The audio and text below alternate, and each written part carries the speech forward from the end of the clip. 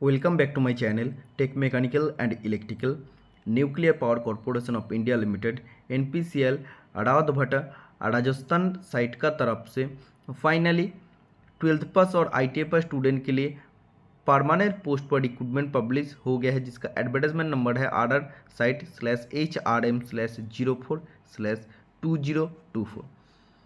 ITA student के लिए इस बार बहुत अच्छा मौका है इस डिपार्टमेंट पर सिलेक्शन लेने का।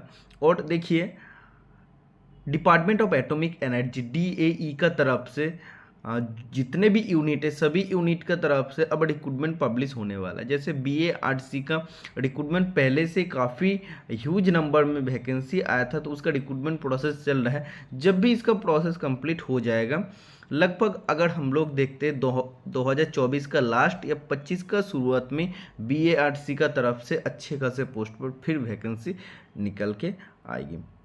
और DAE का जो भी बाकी डिपार्टमेंट है, जैसे NPCL का है, HWB, NFC, इन सभी डिपार्टमेंट से अब रिक्रूटमेंट धीरे धीरे पब्लिश होगा, और जिसमें आप लोग को बहुत अच्छे मौका होता है सिलेक्शन लेने का।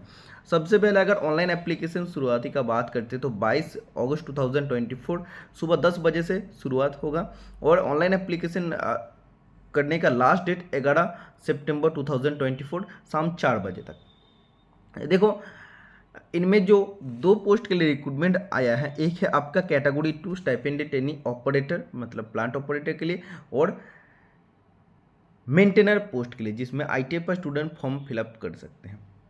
दोनों पोस्ट के अगर प्रिलिमिनरी एग्जामिनेशन देखते सेम है, प्रिलिमिनरी एग्जामिनेशन का सिलेबस भी सेम है, नीचे जाके मैं डिस्कस करूंगा। और अगर आप लोग प्रिलिमिनरी एग्जामिनेशन के लिए स्पेशली प्रिपरेशन लेना चाहते हैं तो इसके लिए स्पेशली मॉक टेस्ट मेरा एप्लीकेशन पर अवेलेबल है। गूगल प्ले स्टोर में जाके आप टेक मैकेनिकल एंड इलेक्ट्रिकल का ऐप डाउनलोड कर लीजिए। उसमें टोटल आपको 50 सेट प्रिलिमिनरी मॉक टेस्ट मिल जाएगा, जो पहले वेबसाइट पर मिलता था, और उसमें काफ़ी सारा उसमें बग्स था। तो जो भी स्टूडेंट वेबसाइट में आप लोग परचेज़ किए हैं वो सभी स्टूडेंट आप इसमें जाके अपग्रेड कर सकते हैं। और इसमें आपको हर एक क्वेश्चन का साथ सोल्यूशन मिलेगा। हर एक सेट में आपको 50 क्वेश्चन मिलेगा, 20 मैथ का क्वेश्चन, 20 साइंस और 10 जनरल नॉलेज का क्वेश्चन। वो भी जनरल नॉलेज में करंट अफेयर्स भी इंक्लूड है, वो भी रिसेंट करंट अफेयर्स उसमें इंक्लूड है। और पूरे अच्छे तरह से हर एक सेट को सिलेबस मेंटेन करके उसमें बनाएगा। टोटल 50 मॉक टेस्ट सेट है। इसी को अगर आप प्रैक्टिस करके जाते हैं तो आप इसका प्रिलिमिनरी टेस्ट को आराम से निकल सकते हैं। सबसे पहले प्लांट ऑपरेटर के लिए देखिए, सीरियल नंबर 1 में टोटल 153 पोस्ट है। इसमें अब देखिए ऊपर में है आपका करंट वैकेंसी और बैकलॉग वैकेंसी। बैकलॉग वैकेंसी वो आपका हैंडीकैप के लिए है, और करंट वैकेंसी नॉर्मल स्टूडेंट के लिए है। देखिए 152 पोस्ट करंट वैकेंसी है, 26 SC ST के लिए 20, OBC NCL non creamy layer के लिए 30, EWS 15, PWD 7 और अनडिजर्व 61। ठीक है, और बैकलॉग वैकेंसी 1 है। टोटल 153 पोस्ट है। देखिए कैटेगरी 2 स्टाइपेंड ट्रेनिंग मेंटेनर में टोटल 115 सीट है, 19 SC ST 14, OBC 23, EWS 11, PWD 5 और अनडिजर्व 48 सीट है। और इसमें बैकलॉग वैकेंसी को अगर जोड़ते तो 126 वैकेंसी है। टोटल वैकेंसी करंट वैकेंसी 267 और बैकलॉग को मिला के 279 इसमें वैकेंसी है। अब डिसिप्लिन वाइज देख लेते कितने वैकेंसी है। सबसे पहले देखिए डिसिप्लिन वाइज अगर देखते हो तो मेंटेनर पोस्ट का आपको देखना पड़ेगा कि ITA का कौन सा ट्रेड में कितना सीट है। सबसे पहले इलेक्ट्रीशियन का बात कर लेते हैं। इलेक्ट्रीशियन में देखो 26 सीटें करंट वैकेंसी। हम करंट वैकेंसी का डिस्कस करते हैं। 26 सीट में 4 SC ST 3, OBC 5, EWS 3, PWD 1 और 11 अनडिजर्व। फिटर में अच्छे खासा सीट है और सबसे ज़्यादा सीट है, वाहन सीट है। 9 SC 7 ST 10 OBC 5 EWS 2 PWD और 21 अनडिजर्व। इलेक्ट्रॉनिक्स में 8 सीट है, 1 SC 1 ST 2 OBC 1 EWS और 3 अनडिजर्व सीट है। ओके, इंस्ट्रूमेंटेशन में 25 सीट है, अच्छे खासा सीट है। इसमें देखिए 4 SC ST के लिए 3, OBC के लिए 5, EWS के लिए 2 और PWD में 1 और अनरिजर्व में 11 सीट है। मैशिनिस्ट टर्नर में सिर्फ 2 वैकेंसी है, एक OBC और एक अनरिजर्व में। वेल्डर में 2 वैकेंसी है, एक आपका SC में और एक आपका PWD में है। और टोटल 115 सीट है, बैकलॉग को मिला के 126 सीट है। ओके, इसमें देखो जो इंपॉर्टेंट चीज़ है उसी का बारे में डिस्कशन कर लेते हैं। अब एसेंशियल क्वालिफिकेशन एक्सपीरियंस का बात कर लेते हैं, किस पोस्ट के लिए एक्सपीरियंस चाहिए या नहीं चाहिए और एसेंशियल क्वालिफिकेशन क्या होना चाहिए। देखो जो ऑपरेटर, प्लांट ऑपरेटर पोस्ट है उसके लिए आपका HSC मतलब आपका 10+2 जिसे आप हायर सेकेंडरी या इंटरमीडिएट कहते हैं या 12 कहते हैं, मतलब आपका 12th पास होना पड़ेगा, वो भी साइंस स्ट्रीम से। साइंस में आपका physics chemistry math main subject होना चाहिए और एग्रीगेट आपका 50% मार्क्स होना चाहिए साइंस सब्जेक्ट में। समझ आ गया है। Shall have English as one of the subject at least SSC level examination, 10th level examination में इंग्लिश एक सब्जेक्ट जरूर होना चाहिए। मेंटेनर पोस्ट के लिए देख लीजिए, इसमें आपका 10th में 50% मार्क्स होना चाहिए in science and mathematics individually, मतलब साइंस और मैथमेटिक्स में इंडिविजुअली 50% मार्क्स होना चाहिए। इसमें 10th का एग्रीगेट नहीं पूछा, साइंस और मैथमेटिक्स में अलग अलग 50% मार्क्स होना चाहिए। उसके साथ 2 साल का ITI सर्टिफिकेट रिलेवेंट ट्रेड जैसे electrician, fitter, instrumentation, electronics, machinist, turner, welder से होना कंपलसरी है।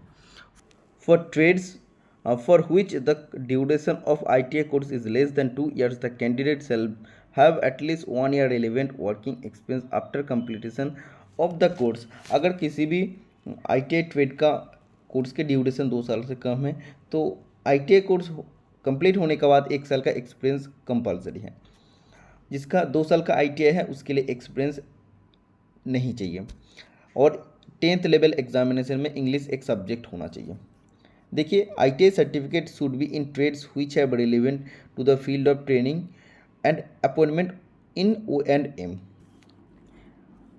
इसमें देखिए नेक्स्ट, अगर किसी भी स्टूडेंट का ITI का ड्यूरेशन 1 साल है और 1 साल के बाद अगर आप अप्रेंटिसशिप भी किए हैं तो भी आपका 2 साल मान्यता दिया जाएगा, मतलब अप्रेंटिसशिप एक्सपीरियंस के तौर पर इसमें एलिजिबल होगा।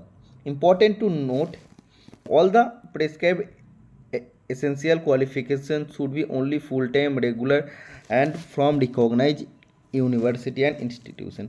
जो भी क्वालिफिकेशन है सब आपका फुल टाइम, रेगुलर और रिकॉग्नाइज यूनिवर्सिटी और इंस्टीट्यूशन से होना कंपलसरी है। फिजिकल स्टैंडर्ड आप देख लीजिए, जैसे अगर ऑपरेटर पोस्ट और मेंटेनर पोस्ट दोनों के लिए सेम है, मिनिमम हाइट 160 सेंटीमीटर और मिनिमम वेट 45.5 किलो। नेक्स्ट देखिए पे लेवल एंड अप्रॉक्सीमेट मंथली इमोलमेंट्स, दोनों पोस्ट प्लांट ऑपरेटर और मेंटेनर के लिए सेम है। सबसे पहले आपका 2 साल का ट्रेनिंग चलेगा। 2 साल की ट्रेनिंग जब चलेगा तो पहला साल आपका हर महीना 20,000 रुपये आपको मिलते रहेगा और जब सेकेंड ईयर आपका ट्रेनिंग चलेगा तो सेकेंड ईयर का हर महीना 22,000 रुपये आपको मिलते रहेगा और इसी का साथ साथ आपको 3,000 रुपये का एक बुक अलाउंस भी साथ में मिलता रहेगा। जब भी आपका ट्रेनिंग कंप्लीट हो जाएगा, बहुत सारा स्टूडेंट पूछता है ट्रेनिंग कंप्लीट होने के बाद हमको निकाल तो नहीं दिया जाएगा, ऐसा कुछ नहीं है। जब भी ट्रेनिंग कंप्लीट होता है आपको परमानेंट पोस्ट पर रिक्रूट किया जाता है, टेक्नीशियन B पोस्ट पर रिक्रूट किया जाता है, उसमें आपका बेसिक रहता है 21,700 लेवल 3 में। ओके, नेक्स्ट देखो, इसके साथ साथ आपको लगभग अभी का हिसाब से जो सेंट्रल का 50% DA चल रहा है उसके हिसाब से 10,850 रुपये का आपको DA मिल जाता है। टोटल अगर DA और सिर्फ बेसिक पे को मिला तो 32,550 रुपये आपको मिलने वाला है। इसके साथ साथ और भी अलाउंस जैसे transport allowance, leave travel allowance, house rental allowance मतलब HRA, leased accommodation facility, housing या हाउसिंग के लिए site location allowance, professional update allowance and annual, employ benefits and miscellaneous facility, क्या क्या बेनिफिट और फैसिलिटी मिलेगा। लीव एनकेसमेंट मतलब जो भी आपका अर्नड लीव होता है, EL रहता है, वो आप एनकेसमेंट कर सकते हैं। लीव को बेच के आप पैसा भी एनकेस कर सकते, ले सकते हैं। Medical facility for self and dependence के लिए आपको मेडिकल फैसिलिटी मिल जाता है और अपने के लिए education facility for children with township में चिल्ड्रेन के लिए एडुकेशन फैसिलिटी मिलता है। चिल्ड्रेन एडुकेशन असिस्टेंट मिलता है। Reimbursement of cable TV charges, reimbursement of mobile phone charges, reimbursement of newspaper charges, reimbursement of membership fees for professional institution. तो इन सब चीज़ का रिम्बर्समेंट मतलब पैसा आपको मिल जाता है, कैंटीन सब्सिडी आपको मिल जाता है। देखो इंसेंटिव परफॉर्म्ड लिंक्ड इंसेंटिव आपको साल में आपको इंसेंटिव भी मिलता है। लोन एंड एडवांस लोन भी आप ले सकते हैं, house loan general purpose loan भी ले सकते हैं। रिटायरमेंट बेनिफिट आपको क्या मिलता है, या सोशल सिक्योरिटी स्कीम जैसे एम्प्लॉय का provident fund, gratuity, post retirement medical care, benevolent fund, group insurance.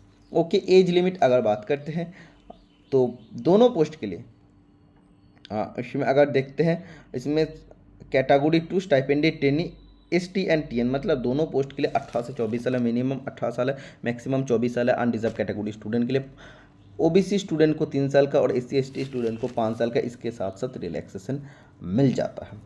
Okay, इसमें अगर प्लेस ऑफ पोस्टिंग का बात करते हैं तो आपका place of posting Rawatbhata Rajasthan side RR में आपका होने वाला है। और पीरियड ऑफ ट्रेनिंग आपका ट्रेनिंग 2 साल का चलने वाला है, 2 साल का ट्रेनिंग होगा। ओके, डिटेल्स ऑफ बॉन्ड, जब भी आपका ट्रेनिंग चलेगा उसमें आपका कितने बॉन्ड रहेगा, 5,07,000 का बॉन्ड रहेगा। मतलब 2 साल में आप इतने रुपया आपको मिलने वाला है। और अगर आप टोटल 2 साल के बीच में छोड़ते जितना आपको उठाना होता उतना आपको पे करना पड़ेगा। अगर 2 साल का बाद छूटते तो आपको इतना 5,07,000 रुपये पेमेंट करना पड़ेगा। तो बॉन्ड कितना साल तक वैलिड रहता है, 5 साल का वैलिड रहता है।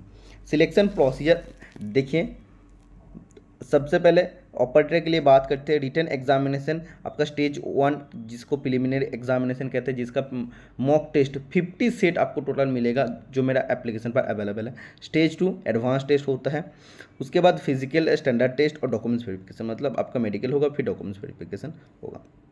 देखो नेक्स्ट ITI का जो पोस्ट है मेंटेनर के लिए, इसमें भी आपका सेम प्रोसीजर है। रिटन एग्जामिनेशन स्टेज 1 होगा। सबसे पहले प्रिलिमिनरी टेस्ट जो क्वालिफाई होता है उसको एडवांस टेस्ट स्टेज 2 के लिए बुलाया जाता है। फिर जब भी आपका मेडिकल स्टैंडर्ड टेस्ट होगा उसके बाद डॉक्यूमेंट्स वेरिफिकेशन, फिर इसका स्किल टेस्ट होता है। ओके, और जो भी आपका सिलेक्शन होगा वो आपका स्टेज 2 का मार्क्स पर होता है। और इसका रिटन एग्जामिनेशन OMR या कंप्यूटर बेस्ड टेस्ट होने का चांसेस है। मेरा हिसाब से OMR टेस्ट ही होगा। रिटन एग्जामिनेशन देखिए, जो OMR बेस्ड या कंप्यूटर बेस्ड टेस्ट होगा दोनों पोस्ट के लिए, जो प्रिलिमिनरी टेस्ट होगा और एडवांस टेस्ट होगा। प्रिलिमिनरी के लिए 1 घंटा और एडवांस के लिए 2 घंटा का टाइम देगा। जो स्टूडेंट प्रिलिमिनरी को क्वालिफाई करेगा उसी को एडवांस टेस्ट के लिए एलिजिबल किया जाता है। प्रिलिमिनरी टेस्ट आपका स्क्रीनिंग एग्जामिनेशन होता है कैंडिडेट को शॉर्टलिस्ट करने का। इसमें देखिए आपको टोटल 50 क्वेश्चन रहते हैं। जैसे मैं टेस्ट पर सिलेक्ट किया हूँ 20 क्वेश्चन मैथ का, 20 क्वेश्चन साइंस का, 10 क्वेश्चन जनरल अवेयरनेस का। ओके, एक एक क्वेश्चन के लिए 3 मार्क्स मिलता है, एक गलत आंसर के लिए 1 मार्क्स आपका डिडक्ट हो जाता है। तो टोटल 150 में से एग्जामिनेशन होता है, क्योंकि 50 क्वेश्चन का अगर 3 मार्क्स होता है एक एक क्वेश्चन का, तो 150 में से एग्जामिनेशन होगा। और इसमें अगर सिर्फ आपको क्वालिफाई करना होता है तो जो भी अनरिजर्व कैटेगरी स्टूडेंट है उसी को 40% मार्क्स लाना, मतलब 150 में आपको 60 मार्क्स लाना है। मतलब 20 क्वेश्चन आपको सही करना है 50 क्वेश्चन में। और जो भी SC ST OBC PWD EWS candidate है, मतलब रिजर्व कैटेगरी स्टूडेंट है, उसके लिए 30% मार्क्स लाना, मतलब 150 में से आपको 45 मार्क्स लाना है। 45 मार्क्स अगर आप लाते हैं मतलब आपको 50 में से 15 क्वेश्चन सही करना है प्रिलिमिनरी एग्जामिनेशन में, तो आप नेक्स्ट स्टेज के लिए एडवांस एग्जाम के लिए एलिजिबल हो जाते हैं, जिसके लिए 2 घंटा टाइम आपको दिया जाता है। और इसमें भी 50 क्वेश्चन रहता है जो अपना ट्रेड से रहता है, अपने डिसिप्लिन से रहता है। अगर आप फिटर है तो फिटर से रहेगा, अगर टर्नर से टर्नर, प्लांट ऑपरेटर के लिए 12th लेवल से और 10th लेवल से क्वेश्चन आपको पूछा जाएगा। 2 घंटा का इसमें टाइमिंग दिया जाता है।